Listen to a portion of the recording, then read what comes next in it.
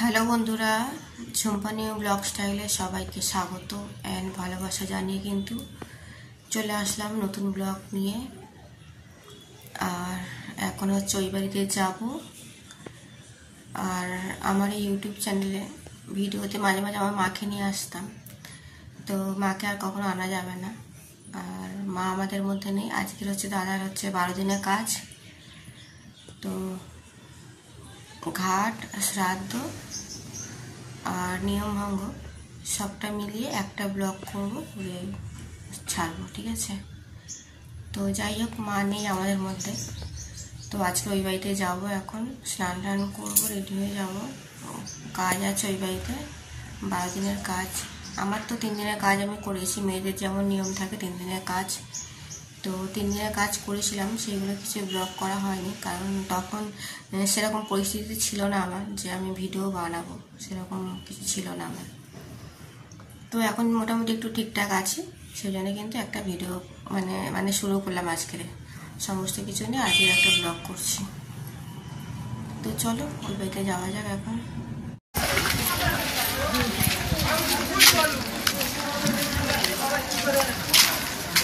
আমরা খেলা করছিলাম, ঠিক আছে?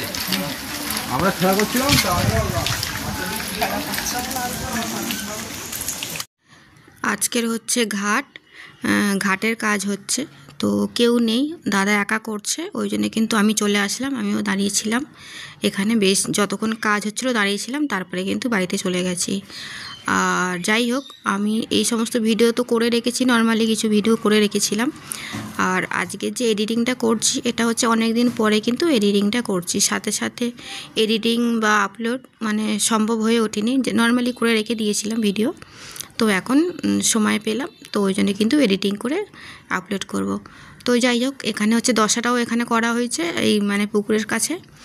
আর ঘাটের কাজটাও কিন্তু এখানেই করা হচ্ছে। তো বামন আমার সাথেই কথা বলছিল, জিজ্ঞাসা করছিল যে এই কাপড় জামার বিষয়ে জিজ্ঞাসা করছিল।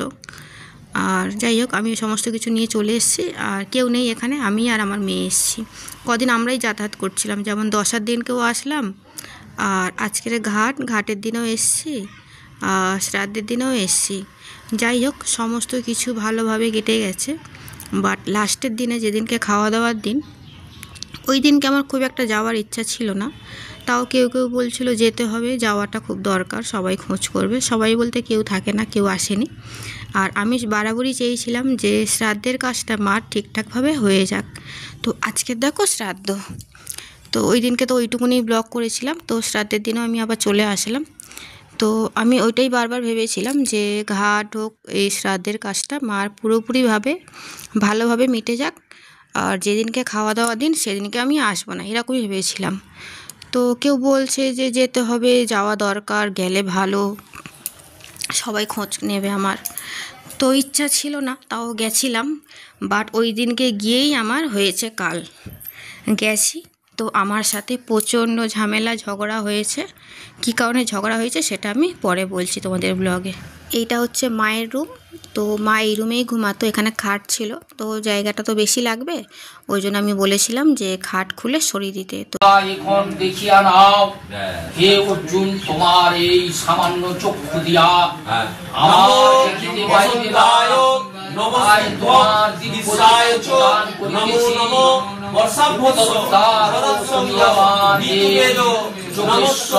বসন্তাদিসহিত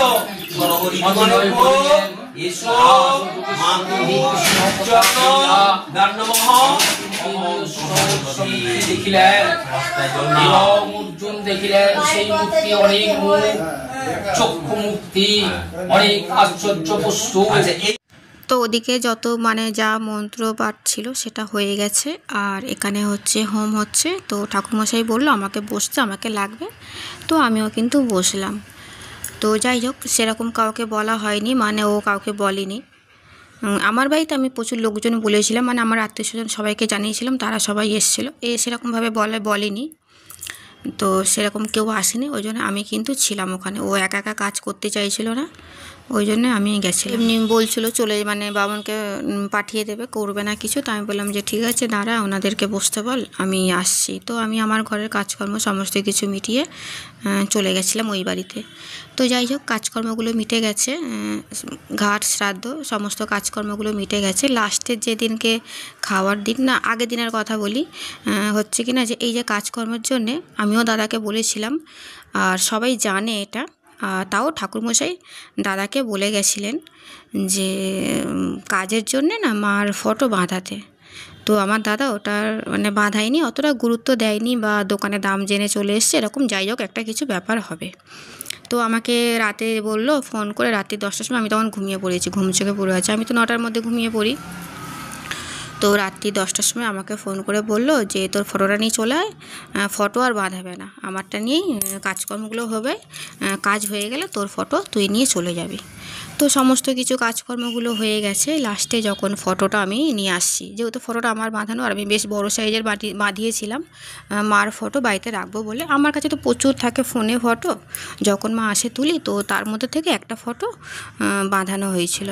তো সমস্ত যখন কাজকর্ম হয়ে গেছে, তো ফটোটা আমি নিয়ে চলে আসি, আমার ফটোটা। আর ওইভাবেই কথা হয়েছিল যে কাজ হয়ে গেলে তোর জিনিস মানে তোর ফটোটা তুই নিয়ে চলে যাবি। তো আমার দাদার শাশুড়ি, উনি হচ্ছে উড়িয়া একটা মানে বিহারি মতো, ওনার ভোজপুরি ভাষা। তো উনি ওদিকে গ্রামের দিকে ওদিকে থাকে, ঠিক আছে। তো উনি এসছে এখন কদিন এখানে আছে। তো হেল্প যতটা দরকার করেনি, অথচ ফটোটা নিয়ে প্রচুর ঝগড়া, গালাগালি, খিস্তি, প্রচণ্ড নোংরা ভাষা দিয়ে কথা বলেছে আমার সাথে, আমার বাচ্চাদের সাথে। তো ঠিক আছে, আর এই বিষয়টা ঝামেলাটা হয়েছে। ওনার দরকার ছিল যে তাহলে তুমি ফটোটা বাঁধিয়ে দাও বা কিছু এরকম, উনি কিছু করেনি, কোনো হেল্প করেনি দাদাকে। আর আমার দাদা যেই 12 দিনে কাজ করেছে, আমাদের যত আত্মীয় স্বজন, বন্ধু বান্ধব, মাঠ যেগুলো ছিল পরিচিত মানুষ, সবাই হেল্প করেছে। সেই হেল্প নিয়ে কিন্তু কাজকর্মগুলো সমস্ত কিছু হয়েছে। শুধু ঝামেলাটা হলো ফটো নিয়ে, তাও হয়েছে আমার দাদার শাশুড়ি আমাকে ভীষণভাবে বাজে বাজে খিস্তি দিয়েছে। আর আমার তেমনি মন মেজাজ কদিন খুবই খারাপ। এই যে এইটা হচ্ছে দাদার শাশুড়ি, আমার দরকার ছিল ওই সময় ভিডিও করে সোশ্যাল মিডিয়াতে ওনাকে দেখানোর জন্যে সবাইকে, কারণ যেভাবে উনি লাফালাফি করছিল, ঝগড়া করছিল না, সোশ্যাল মিডিয়াতে দেখানো খুবই দরকার ছিল। তারপরে গালাগালি তো দিচ্ছে দাদার শাশুড়ি, আবার থুতু দিচ্ছে ছুঁড়ে ছুঁড়ে। মানে এটা কি মানুষের মধ্যে পড়ে বলে তো জানা ছিল না, আমার প্রথমবার দেখলাম, ফার্স্ট টাইম। আর মা ওদেরকে অনেক কিছু দিত, যখন আসতো নতুন কাপড় পরে যেত। বিহারে শাঁখা পাওয়া যায় না বলে মা 500 টাকা দিয়ে শাঁখা কিনে ওর মাকে পরিয়ে পাঠিয়েছিল, তখন মা ডিউটি করছিল, ঠিক আছে। প্রচুর কিছু মার থেকে নিয়ে এসে জিনিসপত্র খেত, ভালো যাওয়ার সময় কাপড় জামা নিয়ে যেত, সমস্ত কিছু। এখন মা মারা গেছে বলে মানে জায়গা জমি যা আছে সবটা নেওয়ার জন্যে আমার সাথে ঝামেলা করছে ইচ্ছা করে, অথচ কোনো হেল্প করেনি দাদাকে, ঠিক আছে। সবার থেকে সাহায্য নিয়ে দাদা কাজ করেছে। জায়গা জমি বলতে এই যে নিজেদের যে বাড়িটা, এটা হচ্ছে নিজেদেরই তো জায়গা কিনে বাড়িটা করা, মানে এইটা নেওয়ার জন্যই মানে ঝামেলাটা মানে করছে ওর শাশুড়িটা, এত বদমাইশ, ঠিক আছে। ওনার ব্যবহার ভীষণ খারাপ, কিছু হেল্প করেনি, কিন্তু এদিকে ঝামেলা করছে। জানি না এটা ওদের জাতের মধ্যে এটা হয়তো পড়তে পারে, তাই জন্য এরকম হয়তো করছে, যেখানে থাকে সেখানে এরকম ব্যবহার করেছে, কিন্তু আমাদের বাঙালিদের মধ্যে কখনো আমি দেখিনি, তাই বললাম। আর এদিকে দেখো কোনো লোকজন আসেনি, এত ঝামেলা। ভিডিও তখন একটু একটু করে রেখেছিলাম, কিন্তু ভিডিওটা হচ্ছে শেষ করা হয়নি। আর আজকে হচ্ছে ভিডিওটা শেষ করব। এখন ওই কতদিন হবে, 15-16 দিন মতো মনে হবে, কাজ বাজ হয়ে গেছে। তো এখন ভিডিওটা এডিটিং করছি আর ভিডিওটা শেষ করব। আর আমাদের জায়গা জমি বলতে ওটা আমি ভুল করে বলে দিয়েছি, মানে ওটা কি বলো তো, ওই যে জায়গাটা কিনে বাড়ি করা, ওটা হচ্ছে মা করেছিল, আর ওটা মারই ছিল, কারণ আমার বড়দার জমি মানে অ্যাকচুয়ালি টাকাটা ছিল, দাদার সেই মারা গেছিলো, তো ইন্স্যুরেন্স থেকে একটা টাকা পাওয়া হয়েছিল, সেই টাকা দিয়ে জায়গা কিনে বাড়িটা করা হয়েছিল, ঠিক আছে। তো সেই সময় আমি কিছু নিইনি, পরেও কিছু নিইনি, আমার মানে মার প্রচুর গয়নাগাটি ছিল, তারপরে জায়গাটা কিনেছে, যে বাড়ি করেছে, প্রচুর টাকা পেয়েছিল সরকার থেকে, আমি কোনো টাকা দাবি করিনি, আমার দরকার নেই কিছু। আমার ভগবানের আশীর্বাদে যেটুকুনি আমার বরের আছে, যেটুকুনি আমি করতে পেরেছি, এটা নিয়ে আমি বেশ ভালোই আছি। আমি শুধু চেয়েছিলাম যে মা যখন নিজের বাড়িতে আছে, নিজের ছেলে বউকে রেখেছে নিজের কাছে, তো মা ভালোভাবে থাকুক। তো আমার ওই জন্য কোনো কিছুতে আমার দরকার ছিল না, আজও দরকার নেই আমার কিছু। আর ফটোটা আমি বানিয়েছিলাম আমার বাড়িতে রাখবো বলে, ওরা চেয়েছিল। আর আমি যখন মানে নেব তো তার জন্য কিন্তু ওর শাশুড়ি প্রচণ্ড ঝগড়া করেছে আমাদের, মানে আমার জন্মস্থান এই মানে কলকাতার মধ্যে, এত বছর আমি বসবাস করছি এখানে, আমার দুটো বাচ্চা, এত মানে বছর কেটে গেছে, এত বছরের সংসার, শ্বশুরবাড়ি বলো বা বাপের বাড়ির পাড়াতে বলো বা এখন যেখানে আছি সেই মানে কোনো দিন আমার এরকম ধরনের ঝগড়া কাউকে দেখিনি করতে, যে গালাগালি করছে তারপরে থুতু ছুটছে, মানে ওটা হয়তো ওদের জাতের মধ্যে পড়ে, ওদের দেশে বা ওদের জাতের মধ্যে পড়ে হয়তো, বা ওদের রক্তের মধ্যে থাকে হয়তো এই জিনিসটা, বা ওরা সবার সাথে করে অভ্যস্ত, সেই জন্য হয়তো ওরা করেছে এরকম জিনিসটা। তো আমার মন মেজাজ খারাপ, আমি তেমন কিছু বলিনি। কিন্তু একটা তো কথা স্বাভাবিক, যে তোমার যখন এত দরকার লাগবে জিনিসটা তুমি বানিয়ে নাও বা তুমি বানিয়ে তাকে দাও, সেটা তো তুমি করোনি, অথচ ঝগড়া ঝামেলা করছে, ঠিক আছে। আর বেশি খারাপ লেগেছে আমার ছেলে মেয়ের এটা, যে মামা দাঁড়িয়ে আছে, মামার সামনে থুতু ছুটছে বাচ্চাদের দিকে, সেই মামা চুপচাপ আছে, ঠিক আছে থাকবে, কারণ আর ওর যে শাশুড়ি, ওর শ্বশুরকে তো পুরো মানে একদম কেমন রেখেছে একদম, মানে ওর শ্বশুরের মানে মুখে কোনো কথা নেই, মানে হাত দৌড় করে কিনা জানি না, ধমক টমক দিয়ে দেখি তো যখন ওর শাশুড়ি আর শাশুড়িটা শক্তভক্ত, শ্বশুরের মানে অতটা গুরুত্ব দেয় না, শ্বশুরকে অতটা মানে ইয়েটা রাখেনি, মানে শাশুড়ি এটা মেয়ে। যাই হোক, আমার দাদাকে হয়তো সেইভাবে মানে রাখতে চাই, এবার তো মানি রাখতে চায় বা রাখবে, সে যা পারে করুক, আমার তো দেখা দরকার নেই, যেহেতু আমার সাথে খারাপ ব্যবহার করেছে, দাদার ওটা প্রতিবাদ করা দরকার ছিল, কিন্তু ও করেনি, প্রচণ্ড বাজে ব্যবহার। কিন্তু আমার ওটা ভুল হলো, আমি ভিডিও করার জন্য আমার এই মাথায় ছিল না কিছু, আমি যদি ভিডিও করে যদি সোশ্যাল মিডিয়াতে ছাড়তাম সবাই দেখতো আর বুঝতে পারতো যে এই মানুষ এরকম করছে, তাহলে মানে ফেসটাও তারা চিনে রাখতো বেশ সবাই।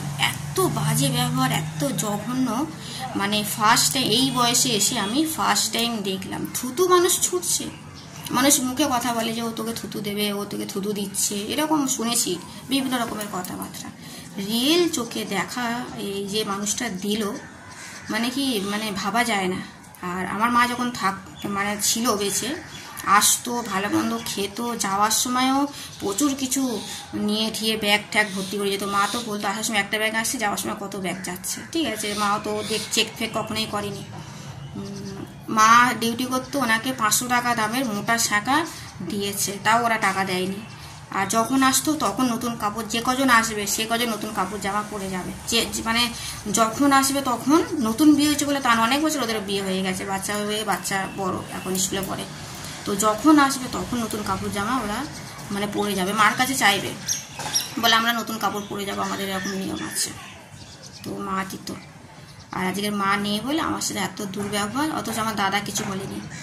তো আমার দাদা মানে আমার থেকে বড় সে, আমার দাদা, ঠিক আছে, আমার 2 দাদা ছিল, একটা দাদা মারা গেছে, সেই মানে মারা যেতে দাদার ইন্স্যুরেন্স ছিল, দাদা তো বাইক ছিল, ইন্স্যুরেন্স থেকে টাকা পেয়ে ওই জায়গায় কিনে বাড়ি করা হয়েছে, প্রচুর লোকজন জানে, মানে আমাদের যত আত্মীয় স্বজন সবাই জানে এই বিষয়টা, এখন মানে এবং কি পাড়ার লোকরাও সবাই জানে এটা, যে বড়দার টাকা থেকে বাড়িটা হয়েছে।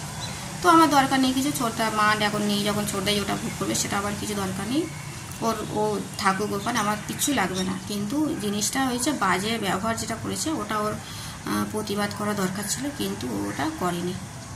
চলো বন্ধুরা, সবাইকে টাটা, বাই বাই, সবাই ভালো থেকো।